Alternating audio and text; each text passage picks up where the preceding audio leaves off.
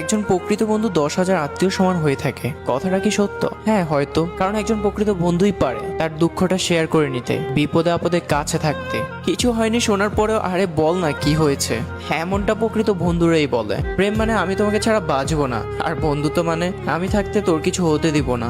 ভালোবাসার জন্য কখনো নিজের বন্ধুকে মরতে দিও না, কারণ জীবনের শেষে দেখবে বন্ধুরাই সাথে রয়ে গেছে, ভালোবাসা নয়। একটা কথা মানতেই হবে, আপনার বন্ধু আছে বলেই কঠিন মুহূর্তগুলো হাসি মুখে কাটিয়ে দিতে পারছেন। বন্ধুরা এমন একটা জিনিস যারা পাশে থাকলে খারাপ সময়গুলো ভালো হয়ে যায়।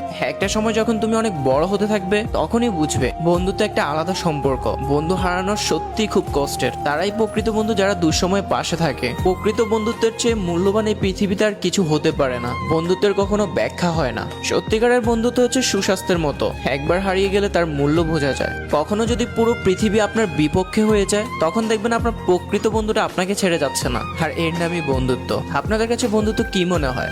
এক আত্মার দুইটি শরীর? যদি এটা মনে হয় তাহলে ইউ আর রাইট, কারণ প্রকৃত বন্ধুত্বের মধ্যে এমন একটা সম্পর্ক তৈরি হয় যেখানে দুইজনে চাওয়া পাওয়া একই রয়ে যায়। আপনি যদি কখনো অন্ধকারে হারিয়ে যান, সেখান থেকে আপনার ওই ভালো বন্ধুটা আপনাকে টেনে তুলে আনবে। আপনার খারাপ পরিস্থিতিতে আপনাকে উপরে তোলার চেষ্টা করবে। বন্ধুত্ব এমন একটা জিনিস আপনি না চাইলেও হয়তো সে বুঝতে পারে। বন্ধুত্বের মধ্যে কোনো মোহ, আবেগ, ইমোশনস এইসব কিছু থাকে না। বন্ধু হতে পারে কবিতার মতো ছোট, উপন্যাসের মতো বড়, আর এই পৃথিবীর মতো বিশালতা। সত্যিকার অর্থে তারাই এই পৃথিবীতে সুখী যাদের একজন প্রকৃত বন্ধু আছে। তাই আপনার প্রকৃত বন্ধুকে মেনশন করতে একদমই ভুলবেন না।